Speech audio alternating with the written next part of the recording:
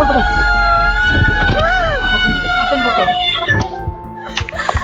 জামাই কিছু করবে, আমার জামাই কিছু করবে, আপনি বিনা দোষী আমার জামাই। এই নৃশংস কল রেকর্ড নিশ্চয়ই মনে আছে। ফোনের ওপাশে নিষ্পাপ সন্তানের আকুল আর্তনাদ, আর এপাশে গুলির শব্দ ও গোঙানি। 2018 সালে টেকনাফের সাবেক কাউন্সিলর একরামুল হককে কথিত ক্রসফায়ারে নির্মমভাবে হত্যার সেই ভয়াবহ অডিও কাঁপিয়ে দিয়েছিল পুরো দেশকে। রাষ্ট্রীয় মদদে ঘটা এই হত্যাকাণ্ডের দীর্ঘ 8 বছর পর অবশেষে আন্তর্জাতিক অপরাধ ট্রাইব্যুনালের হাত ধরে ন্যায় বিচারের নতুন দুয়ার খুলতে যাচ্ছে। ইতিমধ্যেই গ্রেপ্তার হয়েছেন একজন।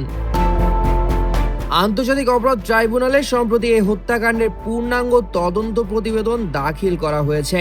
ট্রাইব্যুনাল অভিযোগ আমলে নিয়ে ক্ষমতাচ্যুত সাবেক প্রধানমন্ত্রী শেখ হাসিনা, ওবায়দুল কাদের, তৎকালীন স্বরাষ্ট্রমন্ত্রী আসাদুজ্জামান খান কামাল, সাবেক আইজিপি বেনজির আহমেদ এবং সাবেক এমপি আব্দুর রহমান বদি সহ 11 জনের বিরুদ্ধে চার্জ গ্রহণ করেছেন।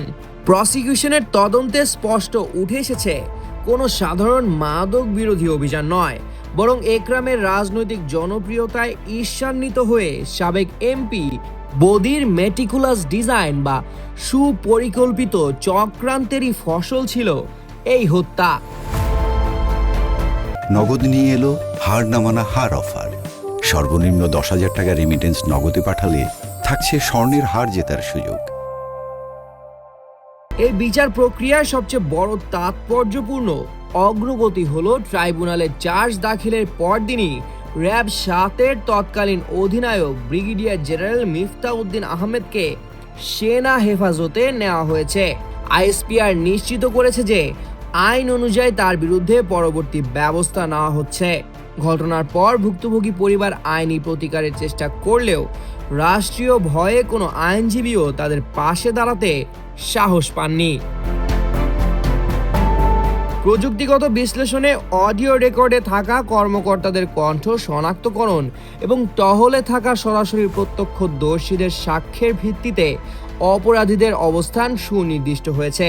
যে জঘন্য অপরাধের জের ধরে গুরুতর মানবাধিকার লঙ্ঘনের দায়ে মার্কিন নিষেধাজ্ঞার মুখে পড়েছিল র্যাব, এতদিন পর তার প্রধান হোতাদেরই এখন কাঠগড়ায় জবাবদিহি করতে হচ্ছে।